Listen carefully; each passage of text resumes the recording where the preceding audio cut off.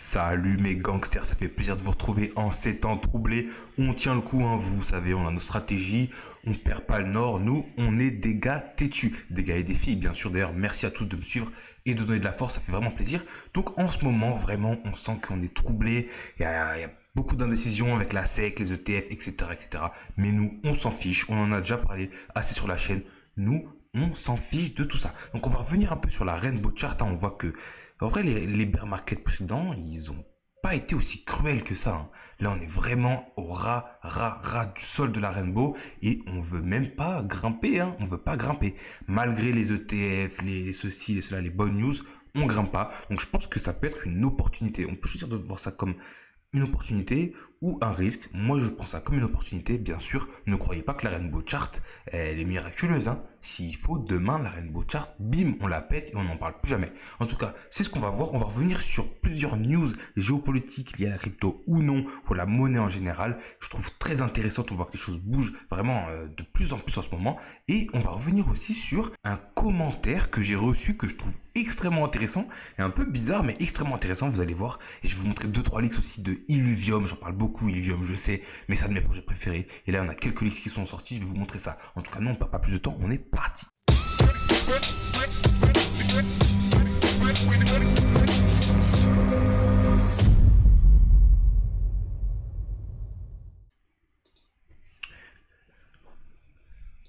Donc j'ai reçu un message, donc je sais pas si on en parle déjà beaucoup sur la chaîne, hein, mais faites très attention, dans les commentaires, sur les commentaires, il y a toujours des bots qui viennent marquer des messages, vous savez, comment faire des profits faciles sur la crypto, comment gagner de l'argent, nanana, avec, vous voyez, des likes, des commentaires. Là j'ai supprimé tous les commentaires, en général je les supprime, hein, pour pas que vous vous fassiez emmerder avec ça. Le truc, c'est que il y en a toujours des nouveaux, et là j'en ai reçu un. Et je le trouve assez particulier en fait, parce que d'habitude c'est pas ça qui est marqué. Donc je l'ai mis en traduction. Donc ça c'est pas respecter votre collègue, c'est je respecte votre travail. L'analyse technique est une bonne chose. Bon, le message ils ont pas vu la vidéo pour le dire, hein, mais ils le balancent comme ça. Je trouve vraiment déconcertant que tous les principaux youtubeurs de cryptographie se contentent de l'analyse technique pure et d'ignorer complètement le récit plus vaste expliquant pourquoi BTC fait du dumping et pourquoi les perspectives d'avenir pourraient ne pas être aussi roses qu'il n'y paraît. Quand je dis ça, j'étais là, mais c'est bizarre comme message de bot.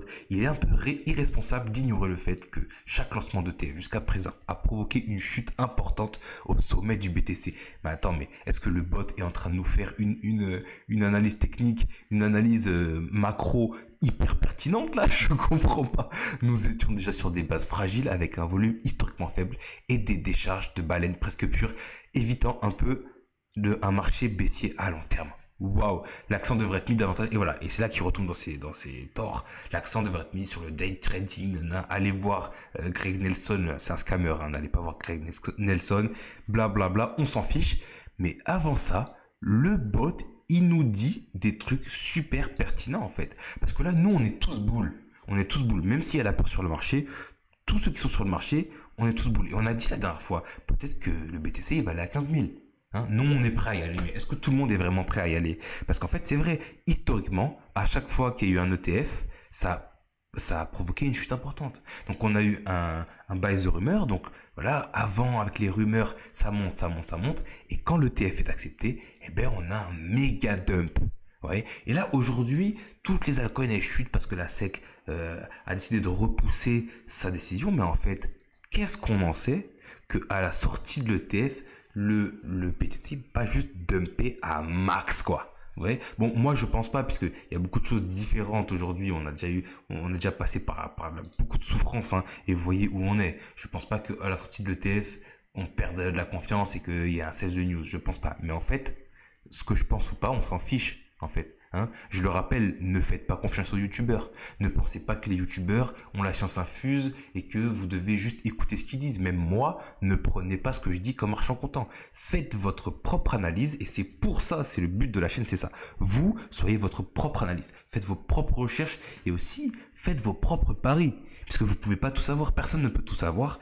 Prenez vos propres paris et prenez vos responsabilités. Vous voyez ce que je veux dire? Moi, je suis pas conseiller financier, mais c'est pas juste pour dire que je suis pas conseiller financier. C'est pour dire que vous, on est dans le même bateau, vous êtes dans le même bateau que moi. Donc prenez vos propres décisions. Et peut-être que si en octobre l'ETF est accepté, on aurait un gros dump qui pourrait nous amener aux 15 000. Donc là, on voit qu'on est vraiment au floor of floor. Sur l'autre Rainbow Chart, on avait quand même un petit jeu jusqu'aux 15 000. Mais voilà, on ne sait rien. 10 000, peut-être on peut aller aux 10 000. On n'en sait rien. Donc merci le bot. Maintenant que je vous ai parlé de ça, je vais pouvoir supprimer parce que franchement, vous ne faites pas avoir. Hein. C'est que des grosses scams. Et donc voilà, une autre Rainbow Chart. On voit que quand même, hein, on a souffert. Hein. On a souffert, mais si on y monte, on dépasse allègrement les 100 000. Hein. Là, le haut de la Rainbow Chart, après le halving, c'est du 200-300 000. C'est du 200-300 000. Donc bon, je ne dis pas qu'on va y arriver, j'en sais rien. Oula, qu'est-ce que j'ai fait? J'en sais rien, mais on verra bien. Petite info, on en a parlé sur la chaîne un peu, Robinhood rachète les 55 millions d'actions de Sam Bankman-Fried au gouvernement américain. Donc ils achètent pour ne pas faire dumper le marché. Donc Robinhood est devenu le 3e plus gros détenteur de BTC au monde. Donc est-ce que c'est une bonne nouvelle? Est-ce que c'est une mauvaise nouvelle? Ça dépend de où vous vous placez. Moi je trouve que c'est une vraiment mauvaise nouvelle. À long terme c'est une mauvaise nouvelle. À court terme c'est bien. Puisque ça veut dire qu'il y a de la dynamisme, il y a du dynamisme, il va y avoir du momentum, il va y avoir voilà, de l'intérêt sur BTC. Le truc, c'est que Robinhood, pour moi, c'est des bandits. C'est des bandits. Voilà, on sait ce qu'ils ont fait avec l'affaire avec GameStop, où ils ont bloqué les achats de l'action totalement arbitrairement pour empêcher les VC, les milliardaires, de perdre encore plus d'argent parce qu'ils étaient en train de se faire avoir par la communauté. Donc eux, vraiment, on n'en veut pas. On n'en veut pas chez nous. Vraiment, c'est vraiment des... Je vais rester poli, voilà, donc je vais pas dire ce qu'ils sont, à mes yeux, hein, s'il faut, je me trompe. Hein. S'il faut, c'était vraiment pour protéger les investisseurs particuliers qu'ils ont bloqué les achats. Mais bon, moi je pense qu'ils sont surtout beaucoup de copains et que ça leur permet aujourd'hui de se placer sur les cryptos et c'est pas super bon pour nous. Donc vraiment faites attention. De toute façon, vous le savez, sur le game, on dit... N'allez pas sur les exchanges, hein. Gardez pas vos fonds sur les exchanges, à part si vous voulez trader, faire des leviers, etc. Mais gardez le strict minimum. Et en plus, je rajouterais, n'allez pas sur Robinhood. Hein. N'allez pas sur Robinhood. Bien sûr, vous faites ce que vous voulez, mais Robinhood, pour moi, c'est poubelle. L'Inde accélère en crypto. On avait vu que le Premier ministre était en train de faire des éloges en veux-tu, en voilà sur les cryptos. Et voilà, ça s'accélère. Yes Bank, Ripple qui vont apporter des solutions pour que le peuple puisse s'approvisionner en crypto. Donc vraiment, c'est joli à voir. Il ne faut pas oublier que l'Inde, c'est pas 3 habitants et demi. On a vu que la Chine commençait déjà à protéger, à dire que c'était des biens légaux. L'Inde aussi. On sent que la bataille politique mondiale est en train de jouer en notre faveur. Donc vraiment, on va voir ce qui se passe. Je dis pas ce qui va se passer. Ils sont déjà au MNBC, mais ils veulent faire un truc un peu hybride où ils acceptent les cryptos. Et voilà, je suis vraiment content de voir ça. Et en vrai, on s'y attendait. On s'y attendait. Si vous voulez mon avis, ça va pas. C'est pas parti pour ne pas s'accélérer. Pour ralentir, ça va pas ralentir maintenant. En tout cas, la Turquie, de même, plus de la moitié des citoyens se tournent vers la crypto. C'est incroyable. Et en fait, c'est comme on avait vu la dernière fois au Venezuela, où il y avait eu un taux d'inflation incroyable. La Turquie, ça fait des années qu'ils se font bouffer par l'inflation, où chaque année, les foyers, ils voient leur argent baisser de moitié. En fait, chaque année, leur argent baisse de moitié, 2 fois 3, 2, 9, et voilà, ça devient invivable pour eux, et ils se tournent spontanément vers le BTC et la crypto en général. Donc, c'est beau de voir ça que, en fait, c'est un phénomène spontané. Voilà, il n'y a pas besoin de hype, pas besoin de ceci ou de cela. Parce que nous, on est dans le marché et nous, on est là sur les hypes, sur les trucs. On est un peu matrixé, vous voyez. On est un peu matrixé. On oublie de voir qu'il y a des fondamentaux et il y a des besoins. Il y a des gens qui ont des besoins, en fait. Les peuples qui sont en train de se faire la mettre à l'envers, en fait, hein, par tous les gouvernements depuis je ne sais combien de temps. Ils arrivent à trouver des solutions. Et Satoshi a apporté une solution à l'humanité. Parce que nous, on est là pour l'argent. C'est vrai, on est là pour la spéculation, pour faire des sous. On veut aller aux Bahamas. Mais au fond du fond, on a un outil presque miraculeux, à mon avis. Si on sait bien l'utiliser, Satoshi nous a apporté quelque chose de juste fou. Hein. Franchement, j'y crois à Satoshi. J'espère que c'était une bonne personne. En tout cas, pour le moment, on a l'impression. J'espère que c'est pas la CIA derrière. J'ai pas l'impression. Voilà, j'espère que c'est pas Jeff Bezos derrière. Pour l'instant, on nous prouve que non, en fait, hein, que le mec, il a juste apporté un outil qui peut changer le monde et il a disparu, quoi. C'est juste beau. Et voilà, on voit que la Turquie se tourne vers la crypto, le Salvador, la République centrafricaine, le Venezuela et plein d'autres. Et voilà, en fait, spontanément, c'est une aide pour ça. Et ça me dit qu'on va avoir une adoption dans les années qui vont suivre, un truc explosif en fait.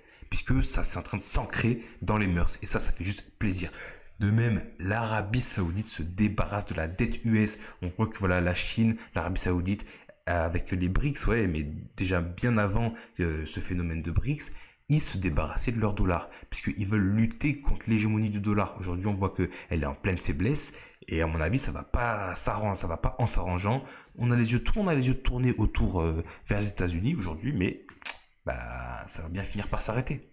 Ça va bien finir par s'arrêter au profit peut-être du BTC, que sais-je, hein. En tout cas, voilà, on voit que le dollar perd vraiment beaucoup de force. Et moi, je trouve ça bien. Je trouve que ça peut peut-être rééquilibrer en fait les forces mondiales, hein. Peut-être qu'on aurait une concurrence où en fait les gens, les gouvernements vont avoir besoin des gens, en fait, tout simplement du peuple. Et que c'est là où ira le peuple, là où choisira le peuple d'aller en fait et d'investir, c'est eux qui seront gagnants.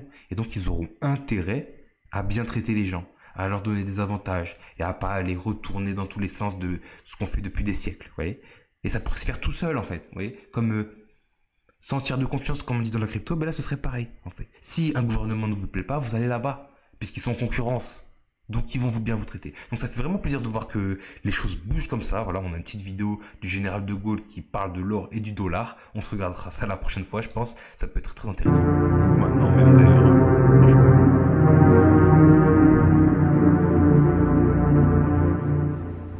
Le fait que beaucoup d'États acceptent par principe des dollars au même titre que de l'or pour les règlements des différences qui existent à leur profit dans la balance des paiements américaine, ce fait entraîne les Américains à s'endetter et à s'endetter gratuitement vis-à-vis de l'étranger, car ce qu'ils lui doivent, ils le lui payent, tout au moins en partie, avec des dollars qu'il ne tient qu'à eux d'émettre. Étant donné les conséquences que pourrait avoir une crise qui surviendrait dans un pareil domaine, nous pensons qu'il faut prendre à temps les moyens de l'éviter. Nous estimons nécessaire que les échanges internationaux soient établis comme c'était le cas avant les grands malheurs du monde. Vous avez vu que franchement, c'était téléphoné, hein. Ça fait depuis longtemps en fait qu'on avait prévu ça. Donc déjà le général de Gaulle avait prévu ça, donc c'est fascinant à voir. Sur une base monétaire indiscutable et qui ne porte la marque d'aucun pays en particulier. Intéressant, très intéressant. Mais voilà, général de Gaulle, c'était peut-être Satoshi Nakamoto en fait. Non, je plaisante, mais bon, le général de Gaulle, on aime ou on n'aime pas. Il a fait des choses, des bonnes choses. Il a fait des choses moins bonnes, hein. C'était l'époque, hein. Je suis pas là pour dire ça, mais en tout cas, on voit que on le sait. Voilà, le dollar. Le système bancal du dollar était prévu depuis très longtemps. Voilà, ça fait 40 ans, voilà, 50 ans même maintenant que voilà, qu'on le sait. Voilà, donc aujourd'hui, qu'est-ce qui va se passer? Je n'en sais rien, mais ça fait vraiment plaisir de voir ça. Juste avant de finir, je voulais vous montrer les petits leaks d'Illuvium. Ah là là là, ça fait plaisir. Regardez-moi la qualité de cette production de ouf. Eh, franchement, c'est pas vos playtworms tout éclatés là, en 2D ou je sais pas quoi là. Là, il y a du taf là, non? Regardez-moi cette foule. Oh là là là là. C'est vraiment beau, hein. En plus, on voit qu'ils ont vraiment une identité. Voilà. Parce qu'il y a des jeux crypto qui sont beaux, mais ils n'ont pas d'identité. Voilà, ça ressemble à Pokémon, ça ressemble à Dark Souls, ça ressemble à Call of, ça ressemble à que sais-je, que c'est. Là, vous voyez, vous dites, ben, c'est Illuvium. Et ils ont vraiment une identité avec du rose et tout. Voilà, c'est vraiment beau. Et en fait, c'est un de mes projets les plus bullish. Voilà. Regardez-moi la qualité, quoi. J'ai envie d'y jouer. J'ai envie d'y jouer. Et ils l'ont fait gainer, hein, la protagoniste, hein. Ça se voit qu'elle passe son temps à courir dans la pampa. Non, mais en vrai, c'est vraiment beau. C'est vraiment magnifique.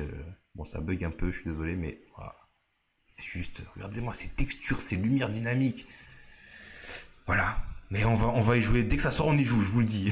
Bon, en tout cas, ça faisait plaisir. C'est tout pour moi. J'ai fait encore une vidéo trop longue. Je suis désolé, le game. Mais en tout cas, vous avez vu, il y a tellement de choses à dire à chaque fois. Ça fait plaisir. En tout cas, merci d'être là. Ça fait vraiment plaisir que vous nous donnez toujours de la force.